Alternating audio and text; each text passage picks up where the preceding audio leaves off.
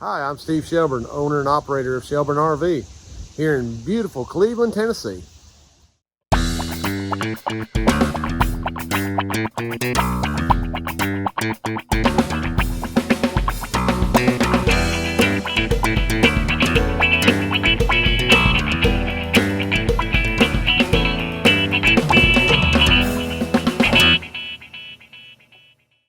Well, good morning. It's another Monday morning here at Shelburne RV.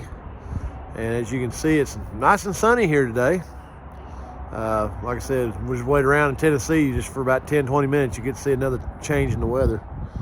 So we actually got a pretty nice day today. So we're going to go around and start looking at a few things. We got this big phaeton in here right there that they're doing a slide out topper fabric on.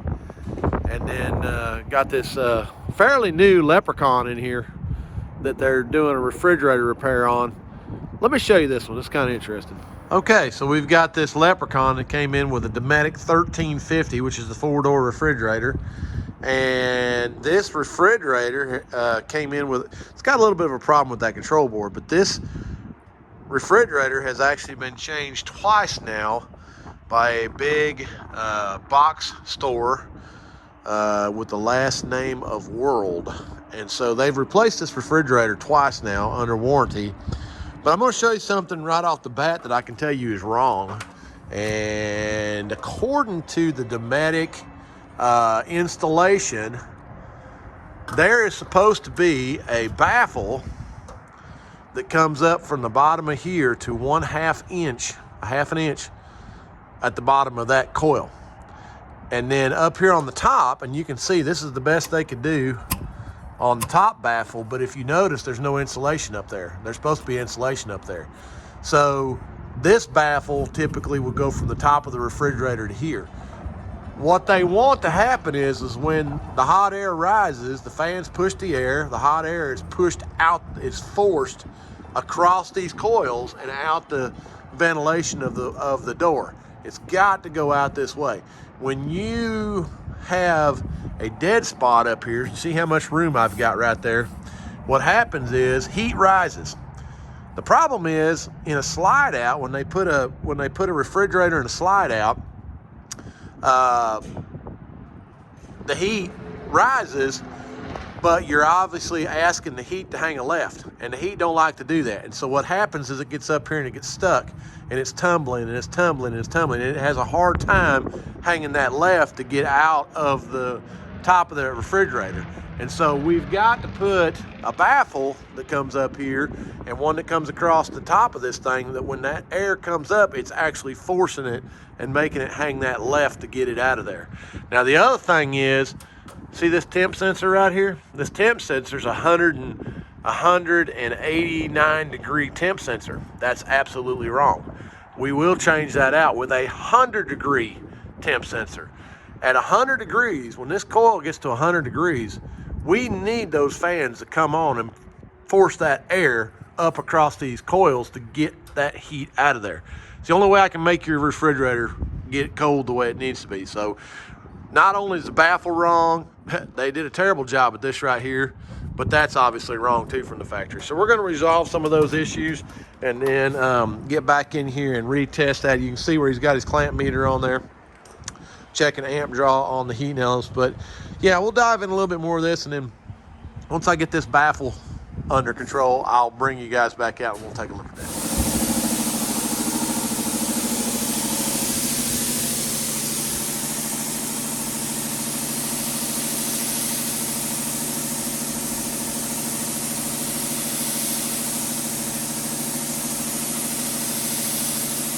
Okay, so I got this little Rockwood mini light here, and again, this is another one of these that we talk about in our videos where the wood, they didn't take and cut that corner, and so that hard edge has cut this EPDM material all the way down here. And we initially, the customer can't afford to put a new roof on this. So low cost fix, they wanted to put some tape across here. Well, the tape, this stuff is it's just not sticking. So we took some black M1 and went down the whole edge of this. Now he understands this is a temporary fix, but the correct way is just put a new roof on it. But again, that's not what they wanted. So That's what we run into, and this is what we talk about all the time in our videos, is that hard edge cutting through the EPDM. Okay, so we're back here on the Leprechaun. Remember, this is the one that was installed wrong. And so now we've got the baffle where it's 1/2 inch below that.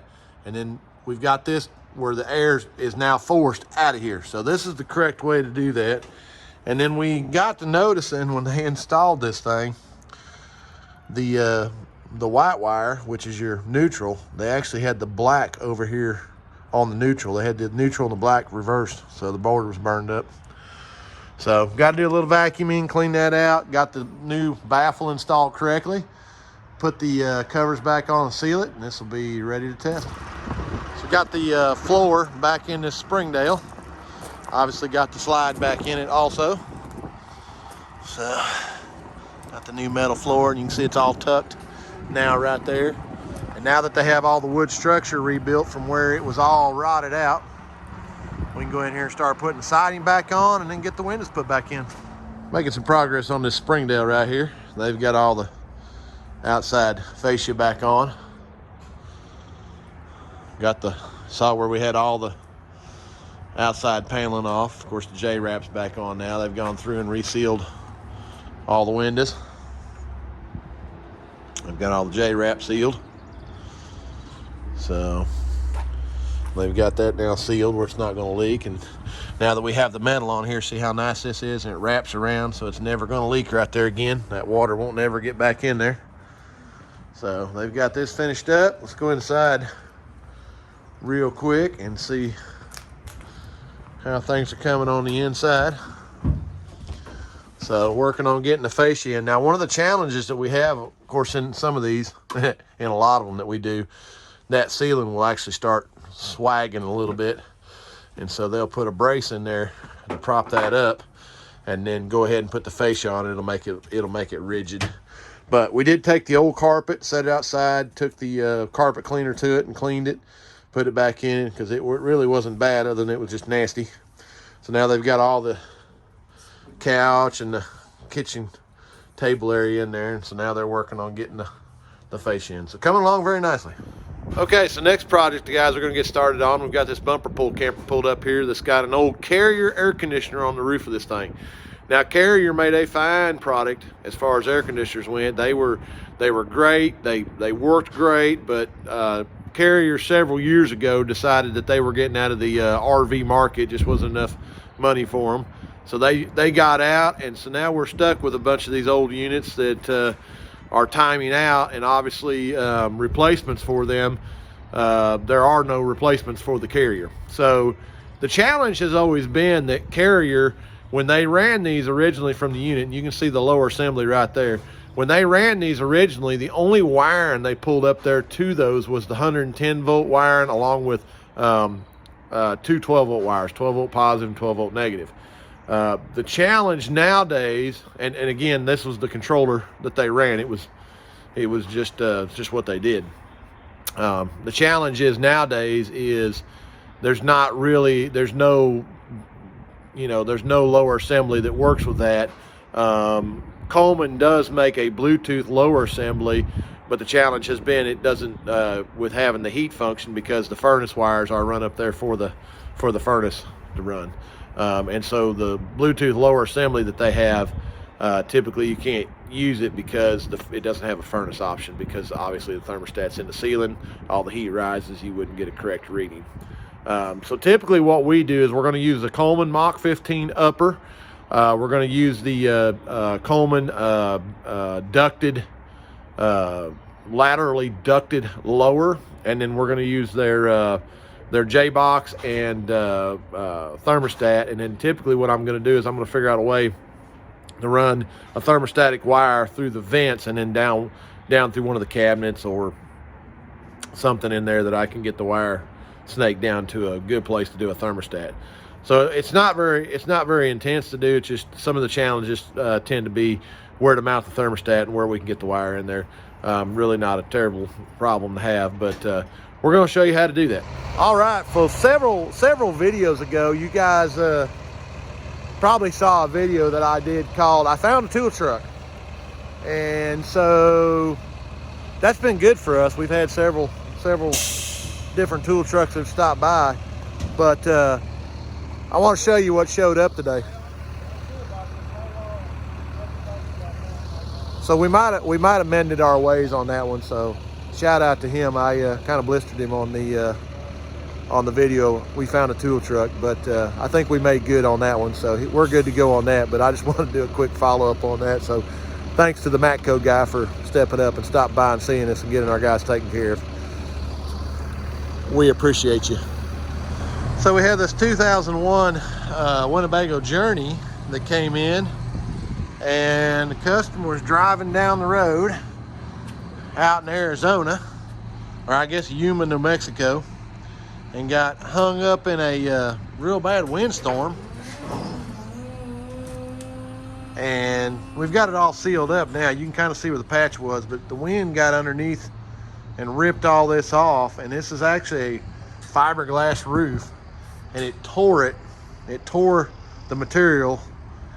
You can kind of see where the seams all tore right there, but it tore the roofing material off. So he was able to get it taped up, and he was on his way coming to the East Coast. So he heard about me on one of my YouTube videos. So he headed on down here, and so we're going to see about getting a new roof put on this. Now, we always update these old bat wings with the new analog or digital antennas, and then of course this is old technology. Both of these are going to go bye-bye along with this. So we'll be able to clean this roof up tremendously with the parts that it's got up here, and then go back with the new material on the roof. So just kind of letting you see what's going on with that. More to come. Got a little travel trailer here that Lewis has been working on. It's got some wiring issues, and typically what we end up seeing is the manufacturer takes all of these wires right here and stuffs them into one of those right there. Now, I'm not a big fan of that because obviously everything's jumbled up in place. So we always change them out with these nice little boxes I've got right here. You can see Lewis putting together. Every terminal has a ring that goes on it. So now if it gets ripped out of there, it's easy to replace. Plus, you know, you have a good connection. You don't have to worry about these being not put together just right. So we're going to solve a little bit of that problem right there. Over here, cousin Gary working on a Fleetwood Class A motor coach that has got Norcold 1200 refrigerator in it, and as you can see, it's got cooling unit problems. So we're going to be changing this cooling unit out with a JC refrigeration cooling unit. So he's in there doing that now. All right, well, good morning. We're getting going here on a Friday. Get things kind of finished up. Got this little bumper pull over here we've been working on with the carrier conversion that we're doing over to a Coleman Mach unit. And I'm gonna take you in here and show you what Lewis has got going on. We finally decided how we were gonna do all this, and we just got the lower assembly in the other day for this. So let's go in here. I'm gonna show you what's going on with this. All right, so we've got the air unit in. I've got the bezel ring tightened down, so everything's tight on there. And then you can kind of see here, I'm going to show you this lateral ducting that's in this thing right here. And there's the vent. It runs, you know, forward and rear to this. And so basically what we're going to do is, Lewis has actually got the wall. We pulled this little jam. You can kind of see how it's done over here. We've pulled this jam off, and then we've got the wall pulled apart. And then Lewis has actually drilled a hole, you can see right there, that goes up into this ductwork. And then we're going to feed that wire through here to this point, and then mount the thermostat right there on the wall. So this is the easiest way we found to go in here and do this. And then obviously we've got our thermostat right here, just a few wires to do that. But as you can see, that's going to be the easiest way we found to get the wires for the thermostat into the bedroom. Let's go over here and check on cousin Gary on this bounder he's working on. You can see he's got the old cooling unit out. So let's see where he's at on this. Yep, got the old one out. Just doing the cleanup work on it.